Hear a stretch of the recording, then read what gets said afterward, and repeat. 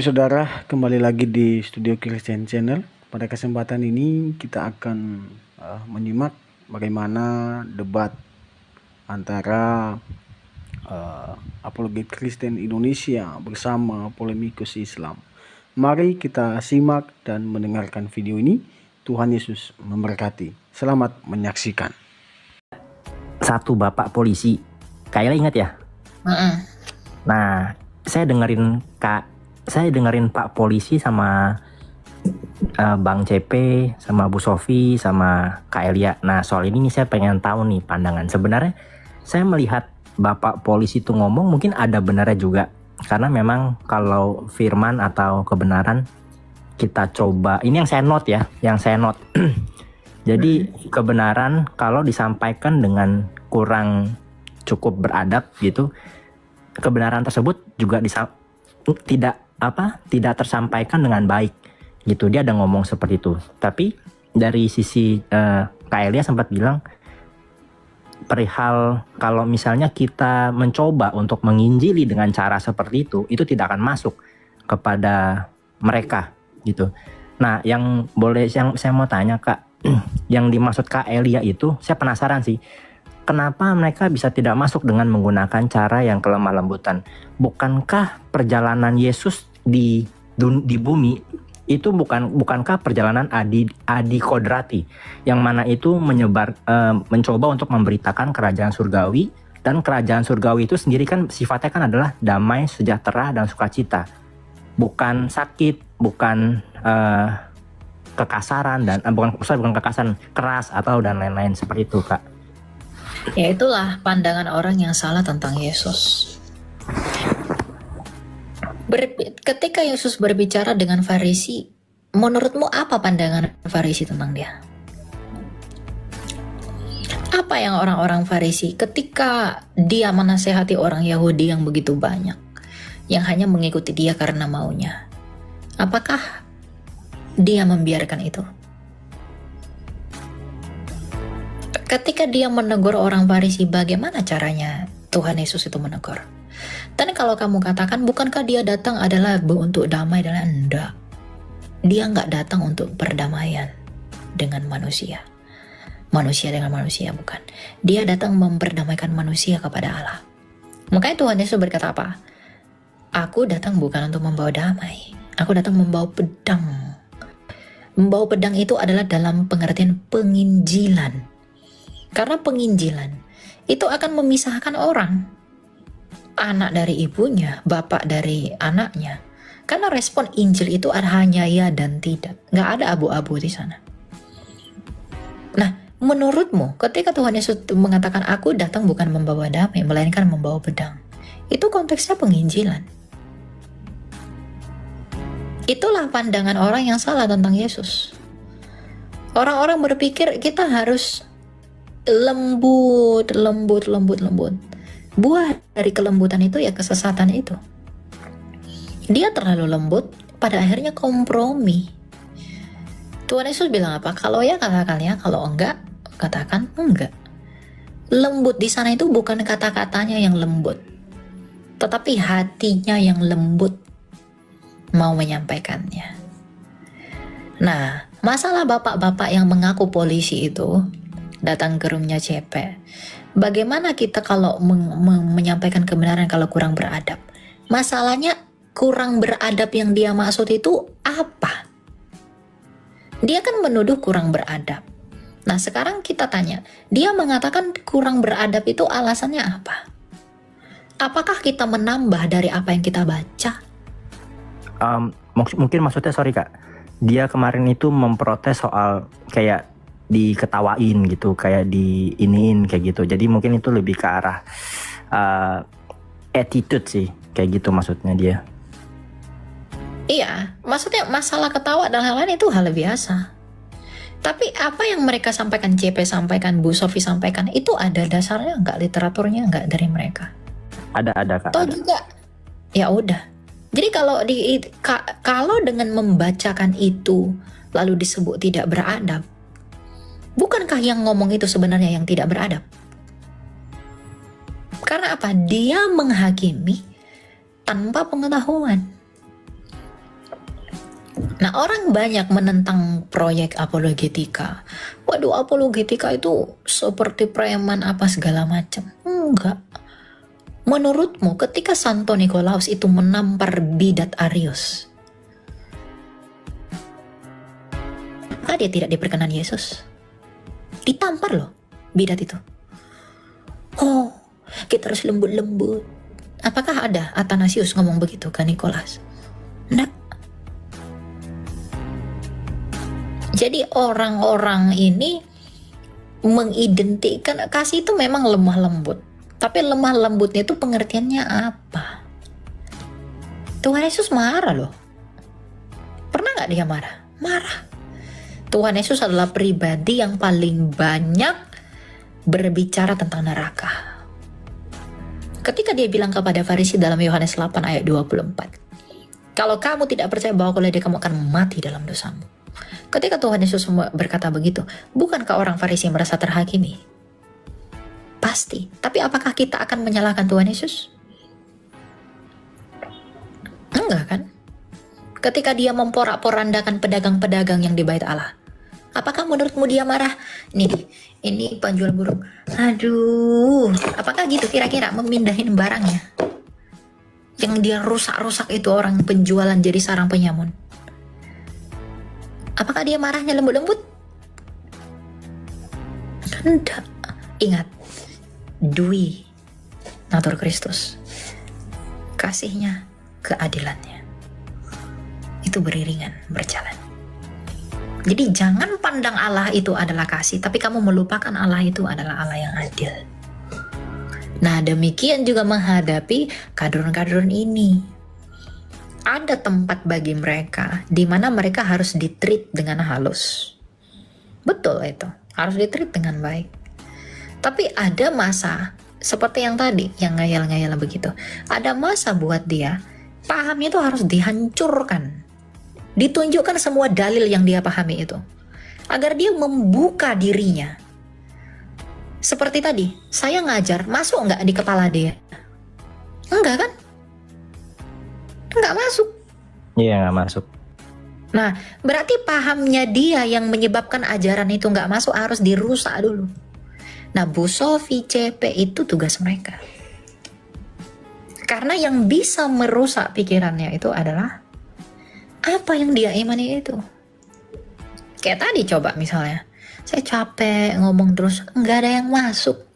Tapi coba dia berhadapan dengan CP atau Bu Sofi atau Agatha ya, atau siapa gitu yang pinter, atau Edis, pasti langsung dibawa ke kita mereka.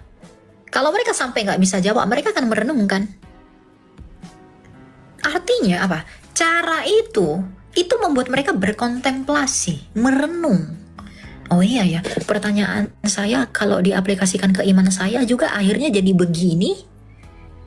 Jadi dia akan merenung. Yang pada akhirnya ketika dia mulai merenung, dia mulai melembek. Lalu masukin pengajaran Injil. Saya ngomong setumpah sebanyak apapun, tumpah-tumpah seperti ember, itu nggak akan masuk kalau orang yang seperti tadi, nggak akan masuk.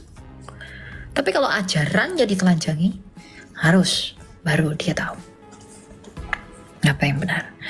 Ya, jadi diksi-diksi dia itu pun yang mengatakan kurang beradab apa segala macam, karena dia nggak terjun langsung ke dalam. Makanya saya bilang, ya udah biarin aja Bu Sofi dengan cara Bu Sofi, CP dengan cara CP. Lalu siapa?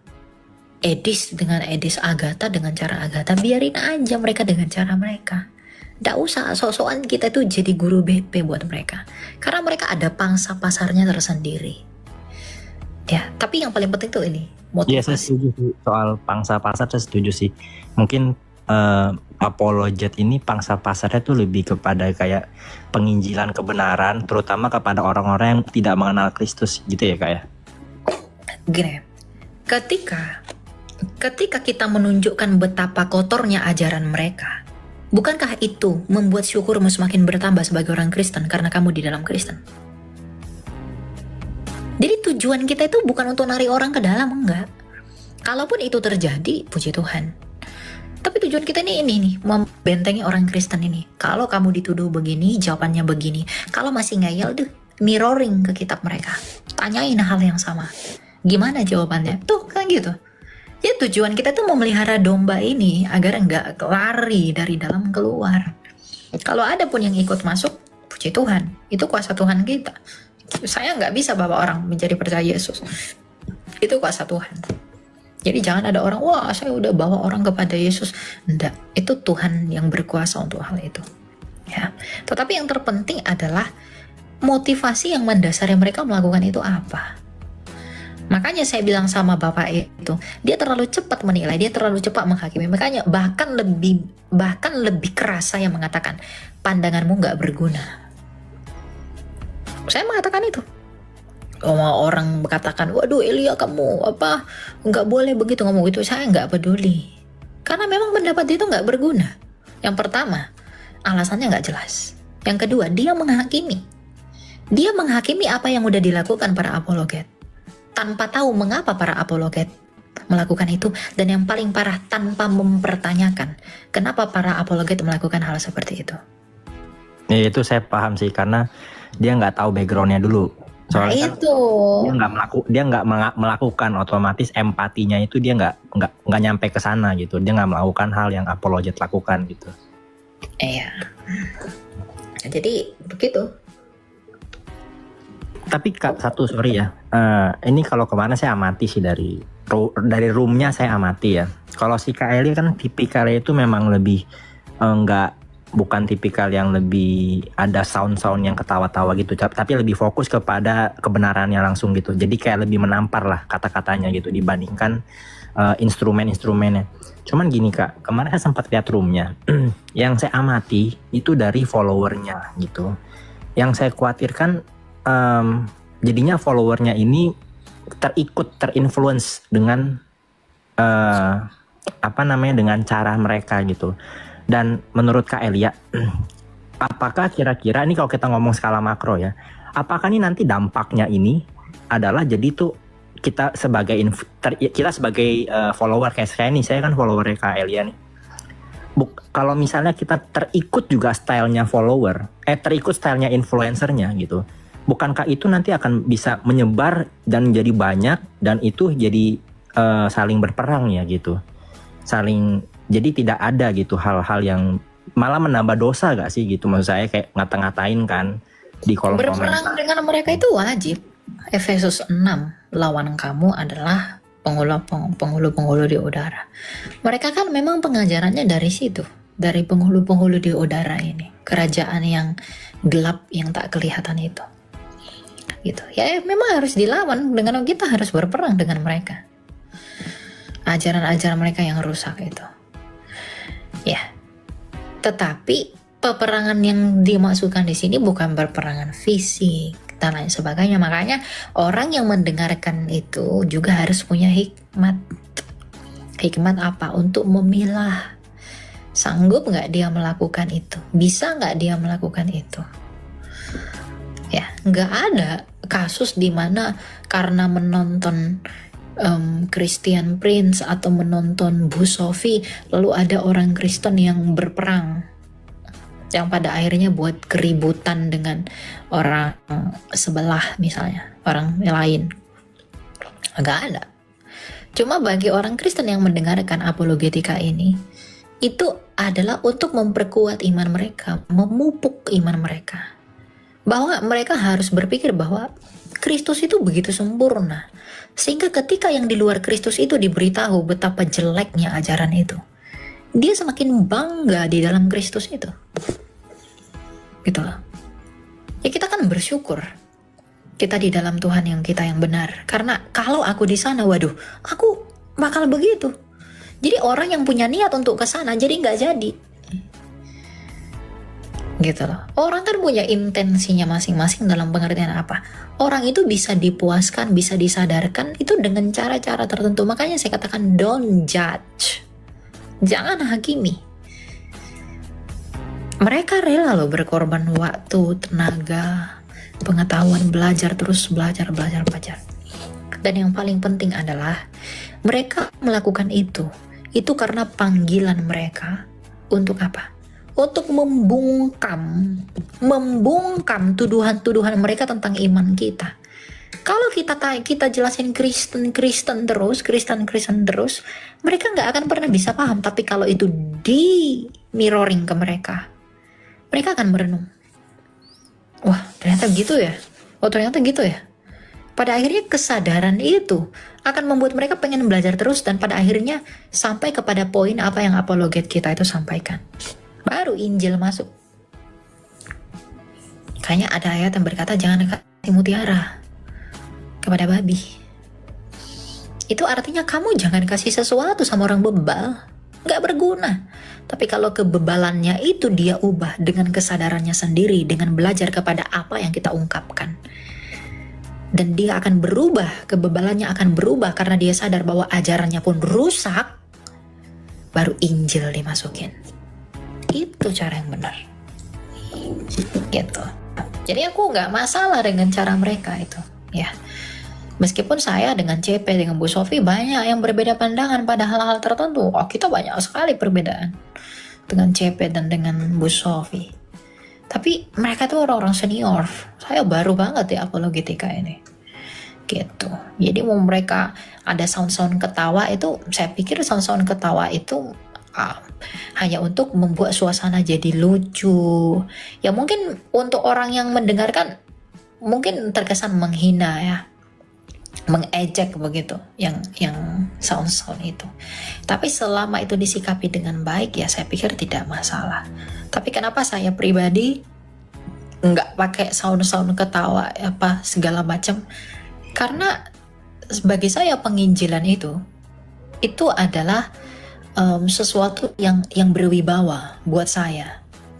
Ya, mereka kan mereka memang khusus untuk memberitahu bahwa ajaran mereka ini salah. Jadi santai.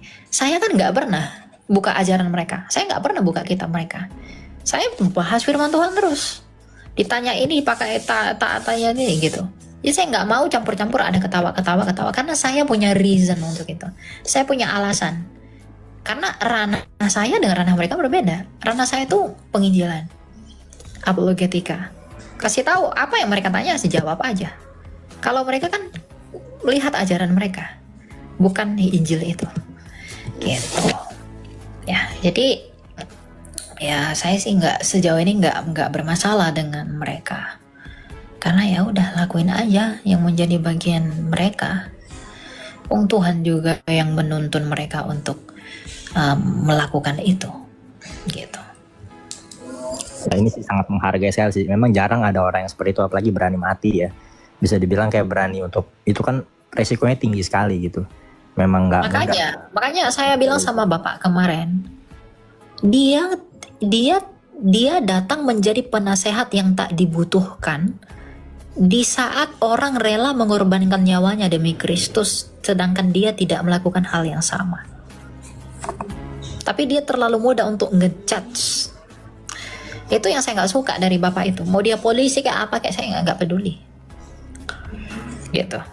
Karena dia nggak tahu apa yang kita lakukan. Mau dia enak-enak makan-makan dengan pekerjaan dia.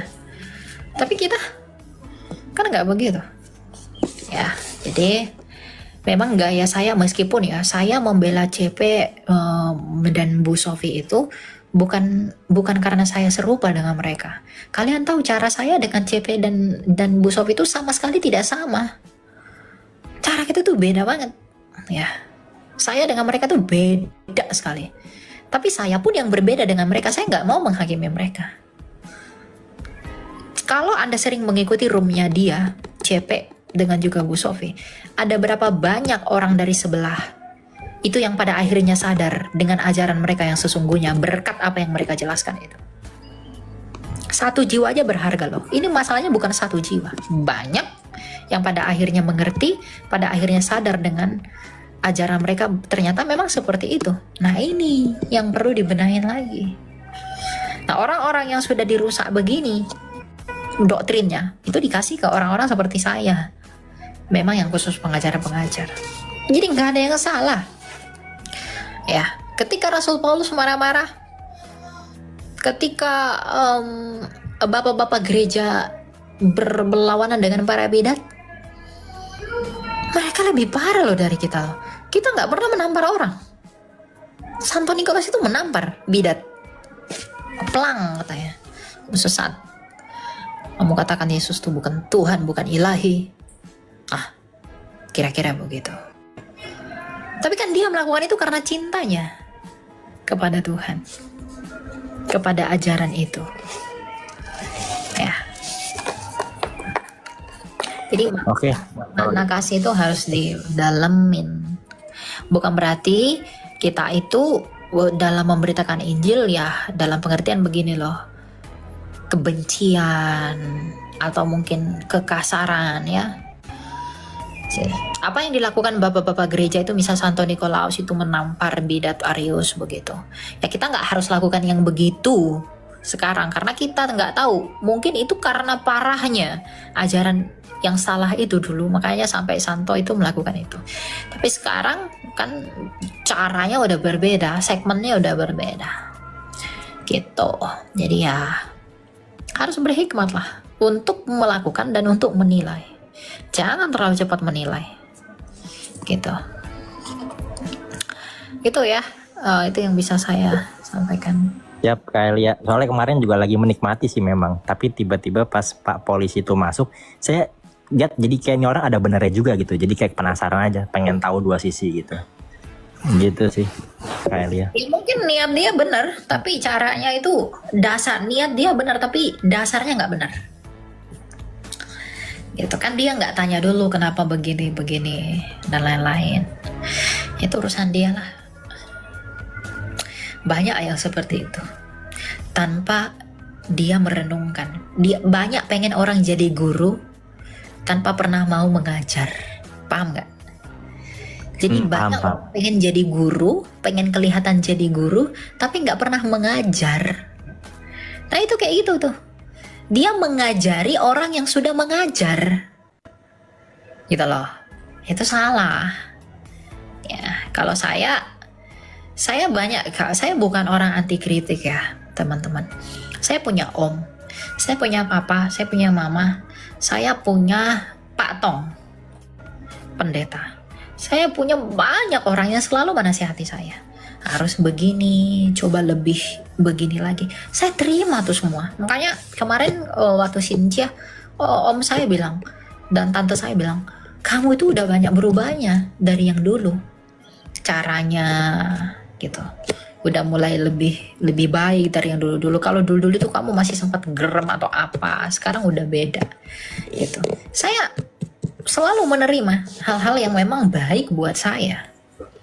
Tapi kalau yang seperti itu patentengan langsung mengkritik tapi alasannya tidak jelas, ya tidak bisa lah. Ya, saya bukan orang anti kritik. Bahkan sama Bu Rita Wahyu loh. Saya chat kemarin dengan beliau, saya bilang, Bu, kalau saya ada kesalahan dalam pengajaran, tolong koreksi saya. Kalau ada saya salah dalam menyampaikan sesuatu, tolong koreksi saya. Bu Rita bilang apa? Siap Elia.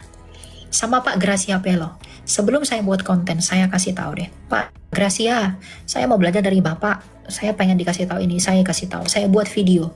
Videonya begini ini Pak, saya kasih videonya. Kira-kira ada yang salah nggak? Ada yang salah, kamu tarik tuh videonya. Saya tarik video saya hapus, saya buat lagi yang baru. Itu karena saya mau belajar dari mereka.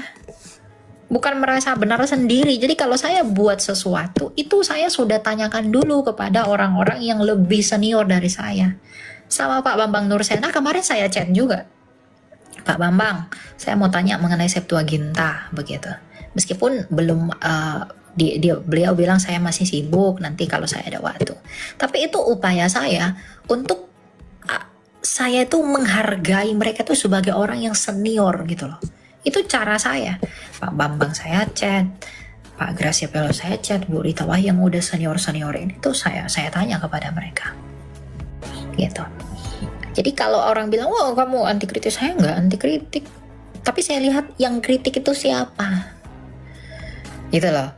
Kalau Pak Bambang yang kritik saya, kalau Bu Rita kritik saya, kalau Pak Gracia kritik saya, itu wajar. Kenapa? Karena mereka sudah di dunia yang saya jalani. Gitu. Tapi kalau yang tidak berapologetika, tapi ngekritik lalu merasa kita ini kayak penjahat begitu ya, come on lah, gitu. Jangan begitu. Ya, hargai apa yang udah dilakukan oleh para apologet ya. Gitu. Ada yang lagi bertumbuh, ada yang sudah di atas, ada yang sedang berjalan dan lain sebagainya. Itu ya. Semoga itu membantu. Ya ibarat kata kayak pemusik dikritik yang bukan pemusik gitu ya. Jadi kayak gitu loh. nyambung gitu ya. Tapi ya udah, semua Tuhan kan yang menilai kita. Siap. Thank you Kak Elia jawabannya. Tuhan memberkati Kak. Selamat malam. Udah itu aja Kak, kepanjangan ntar orang lain nggak sempat nanya orang lain. Makasih. Selamat malam. Ya, memberkati ya.